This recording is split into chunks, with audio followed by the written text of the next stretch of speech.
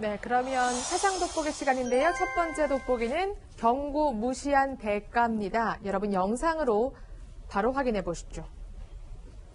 지난 14일 서울 시내 도로를 달리던 대형 굴착기가 오른쪽으로 방향을 틀더니 서서히 차선을 가로질러 주유소로 들어갑니다. 화면엔 잘 보이지 않지만 이 과정에서 인도를 지나던 여자 초등학생 한 명이 굴착기에 치여 숨지고 말았습니다. 이 팀장 이해가 안 되는 게 지금 사고로 숨진 초등학생은 인도를 건너고 있던 거고 그런데 훤한 대낮이었잖아요. 네, 굴착기 운전자는 말씀하셨던 것처럼 기름을 넣기 위해 이 주유소로 진입을 하다 사고가 났다. 이렇게 진술을 했습니다. 대로와 주유소 사이에 인도가 있어서 그곳을 지날 수밖에 없었다. 이런 취지인데요. 이 과정에서 이렇게 지나는 과정에서 이 아이를 보지 못하고 이 사고를 냈다는 겁니다. 경찰은 이 운전자에게 구속영장을 신청할 계획입니다. 네. 그러니까 일부러 아이를 친 것이 아니라 주유를 하려고 들어가다가 사고가 났는데 난 아이를 보지 못했다. 이건데 글쎄요. 운전자의 말 그대로 믿을 수 있을까요? 일단 본인이 의도는 고의성은 없던 걸로 보입니다. 왜냐하면 지금 술을 마시지 않은 것으로 확인이 됐고요.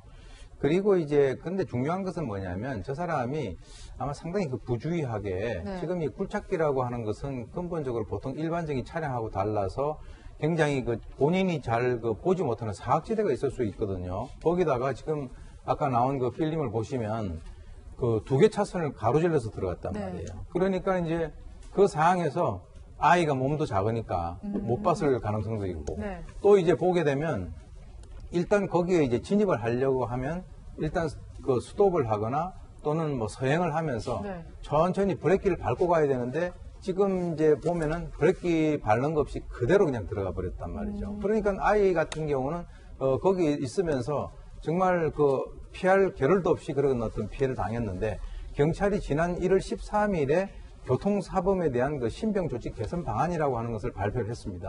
거기에 보게 되면 노인, 아동 등 이 사회적 약자가 교통사고 피해자가 되는 그런 경우에는 피의자 신병을 적극적으로 확보를 한다라고 하는 그런 방침 하에서 지금 이 사람은 교통사고 처리 특례법 위반 혐의로 구속영장을 신청하고 지금 정확한 사고 원인을 조사 중입니다. 네, 일각에선 도로의 특성을 지적하시는 분도 있습니다. 사진을 한번 함께 볼까요?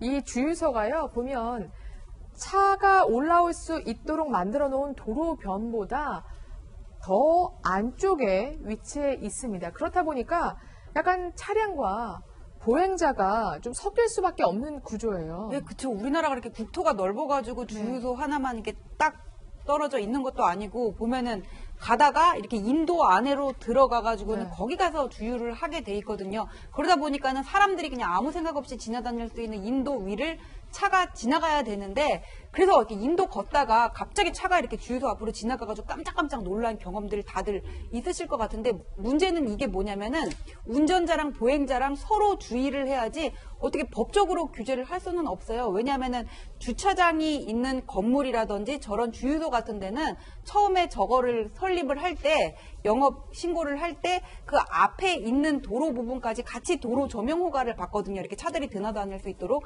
그래서 법적인 문제는 없습니다. 네.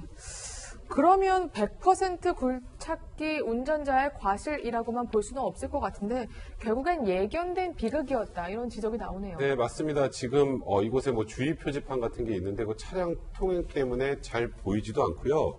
또 인근 주민의 얘기를 들어보니까 몇 년 전에도 거의 이번 사건과 동일하게 굴착기에 의해서 한 여성이 사망했던 사고가 있었다고 합니다.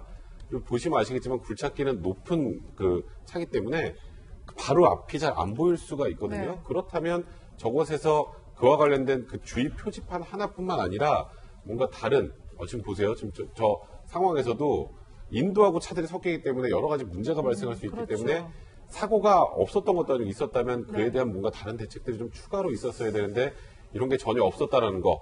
또 이것도 역시 예고된 인재가 아닌가. 물론 굴착기 기사가 도로를 가로질러면서 브레이크를 전혀 밟지 않고 전방을 제대로 주시하지 않은 책임이 가장 크겠습니다만 이런 사고가 자주 발생한다면 무언가 다른 대책들도 내놨어야 됐을 텐데 단순하게 그때와 지금은 달라진 거 없이 달랑 주의 표지판 하나만 있었다는 거 그런 건 좀 문제가 있다고 봐야 될 것 같습니다. 알겠습니다.